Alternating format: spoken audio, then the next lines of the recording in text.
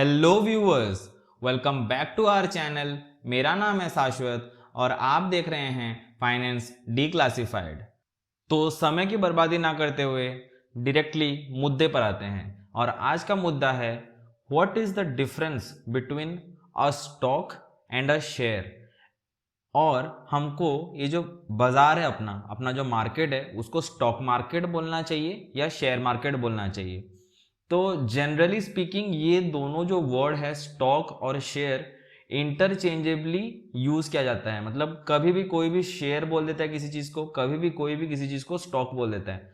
दोनों से लोगों का मीनिंग एक ही होता है। They are talking about an ownership in a company. तो उस हिसाब से वो लोग स्टॉक भी बोलते हैं एंड शेयर भी बोलते हैं, बट एक माइनर डिफरेंस है। और मैं कंपनीज के पॉइंट ऑफ व्यू और उनके जो फॉर्मेलिटीज होते हैं या खाता बही के पॉइंट ऑफ व्यू से नहीं बोल रहा हूं, but as a buyer, as a retailer and as an investor उस हिसाब से जानना बहुत जरूरी है, क्योंकि ये बहुत ही माइनर चीज है और बहुत ही बेसिक चीजें हैं जो थोड़ी बहुत नॉलेज रखनी चाहिए। तो आगे बढ़ते हैं एंड देखते हैं कि शेयर का मतलब है क्या। तो according to the theory, share is the smallest part of a company's stock. तो स्ट्रेट फॉरवर्डली बोल दिया गया कि स्टॉक बहुत बड़ी चीज होती है और उसका एक छोटा सा हिस्सा शेयर होता है। ठीक है, तो शेयर दो टाइप के होते हैं मोटा मोटा। फर्स्ट टाइप होता है प्रिफरेंस शेयर। तो उसमें प्रिफरेंस मिलता है आपको। अगर आप किसी भी कंपनी का, पकड़ लीजिए एसबीआई का प्रिफरेंस शेयर होल्डर हैं, तो उसमें आपको प्रेफरेंस मिलता है इनकम का। मतलब जैसे डिविडेंड मिलता है ना at the end of an accounting year, या कोई भी अपना पकड़ लीजिए क्वार्टरली भी डिविडेंड मिलता है कहीं पे। तो एक टर्म के एंड में जब डिविडेंड मिलता है, तो अगर आप प्रेफरेंस शेयर होल्डर हैं तो आपको फर्स्ट प्रेफरेंस प्रायोरिटी दिया जाएगा। और भगवान ना करे अगर कंपनी कभी डूब गई, इंसॉल्वेंट हो गई, बैंकक्रप्ट हो गई, ठीक है, और आप प्रेफरेंस शेयर होल्डर हैं, तो आपको सबसे पहला आपका हिसाब क्लियर किया जाएगा। आपका जितना भी वैल्यू ऑफ शेयर होल्डिंग है उस हिसाब से आपका हिसाब चुकाया जाएगा। ठीक है, बट इसमें एक डीमेरिट है जो कि है आपको वोटिंग राइट्स नहीं मिलती। आप एनुअल जनरल मीटिंग में जाकर कोई भी अगर हो रहा है, कोई भी अगर नया पॉलिसी आने वाला है विद इन द कंपनी, तो आप वहां पे अपना वोटिंग नहीं दे सकते और आप ओनर नहीं कहलवा सकते अपने आप को। आप एक प्रेफरेंस शेयर होल्डर हैं, आप एक डिफरेंट काइंड ऑफ ओनर है। आपका ownership on the assets as such as an owner नहीं है, as an preference shareholder है। द माइनर डिफरेंस है। बट इक्विटी शेयर होल्डर के पास ये बेनिफिट्स होती हैं, they can cast their vote and participate in the decision making of the company. ऊपर से they are the real owners of the company. Shareholder, equity shareholder is the real owner of the company.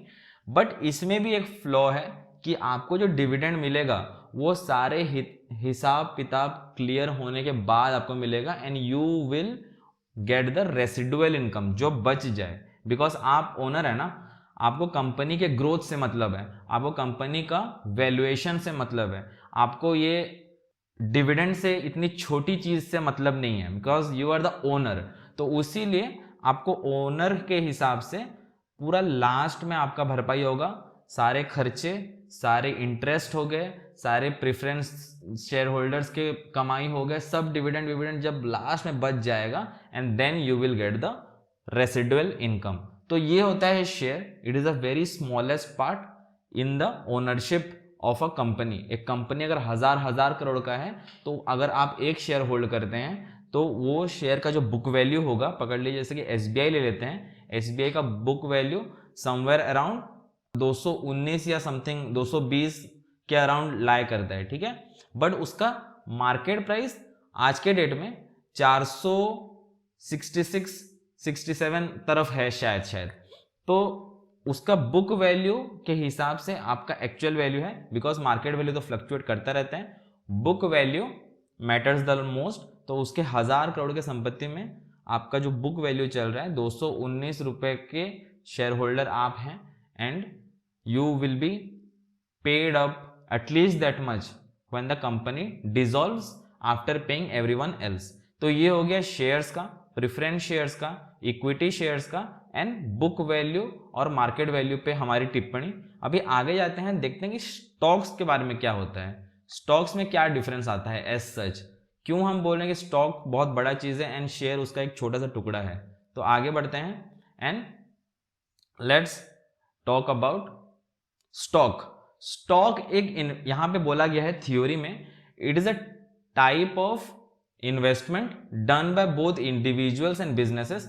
Share भी individuals and businesses होता है जी, and ये भी होता है, अब तक तो सिमिलर लग रहा है, when they put up their money in an organization with the aim to fetch higher returns। तो ये शेयर के साथ सिमिलरिटी है, बट ये जो लास्ट लाइन है यहां पे डिफरेंस आ जाता है, इट इज इन वन और मोर कंपनी एंड इन वन और मोर एसेट क्लासेस। शेयर मतलब आप इधर इक्विटी शेयर लिए हुए हैं, नहीं तो आप प्रेफरेंस शेयर लिए हुए हैं, एक ही कंपनी में लिए हुए हैं, एसबीआई में ही लिए हुए हैं। बट जब आप स्टॉक्स का बात कर लेते हैं तो आप थोड़ा सा इक्विटी भी रखे हैं, थोड़ा सा प्रेफरेंस भी रखे हैं, एसबीआई का भी रखे हैं, एचडीएफसी बैंक का भी रखे हैं एंड आईसीआईसीआई बैंक का भी रखे हैं, एंड वो जो pool of all those shares is called stock. ठीक है, तो ये आंसर करता है हमारे वो क्वेश्चन का कि स्टॉक मार्केट बोलना चाहिए या शेयर मार्केट बोलना चाहिए। तो हायर वे में अगर बोलें तो उसको स्टॉक मार्केट बोलना चाहिए, क्योंकि हम बहुत छोटे पार्टिसिपेंट हैं, ठीक है, लेकिन उसमें काम और भी बड़े बड़े कंपनीज एंड मल्टीपल एसेट्स का होता है, राइट। तो उसी लिए उसको स्टॉक मार्केट बुलाना ज्यादा सही रहता है शेयर मार्केट के बजाय। ठीक है, तो स्टॉक्स में और शेयर में ये डिफरेंस है कि स्टॉक्स मल्टीपल एसेट क्लासेस, जैसे कि नीचे यहां पे आप देख सकते हैं, आई हैव रिटन इक्विटी हो सकता है, एक स्टॉक में इक्विटी हो सकता है, थोड़ा सा प्रेफरेंस हो सकता है, थोड़ा सा डेट हो सकता है, और घुल मिला के ये सब बनते हैं एक portfolio. It is a pool of different assets and that is how it is called the stock and not shares. Share stock का एक हिस्सा है। तो अब आगे बढ़ते हैं एंड देखते हैं कि क्या क्या टाइप ऑफ स्टॉक होते हैं। तो सबसे पहले आ जाता है अपना ये कॉमन स्टॉक, जो कि अपने इक्विटी शेयर्स होता है। ठीक है, इसमें थोड़ा सा ओनरशिप मिलता है आपको वो कंपनी का, वोटिंग राइट्स मिलते हैं आपको, एंड रेसिडुअल इनकम या डिविडेंड मिलता है। ठीक है, preferred stock it is just like preference share, मतलब वही ही है। अगर आप अलग अलग कंपनीज के प्रेफरेंस शेयर होल्ड करते हैं तो उसको प्रिफर्ड स्टॉक बोला जाएगा। अगर आप अलग अलग कंपनीज के इक्विटी होल्ड करते हैं तो उसको कॉमन स्टॉक बोला जाएगा। अगर आप हाई रिस्क हाई बीटा जिसको बोलते हैं, मतलब जिस कंपनी का वोलेटिलिटी हाई हो, मतलब उसका शेयर बहुत ऊपर नीचे होता रहे, तो वहां पे आप बोल सकते हैं it is an aggressive investment, उसको ग्रोथ स्टॉक बोला जाता है। अगर आप ऐसे थोड़े वोलाटाइल या थोड़े ज्यादा एक्शन वाले, ज्यादा वॉल्यूम में ट्रेड होने वाले शेयर्स को होल्ड कर रहे हैं अलग अलग कंपनी के, तो उसको ग्रोथ स्टॉक बोला जाएगा।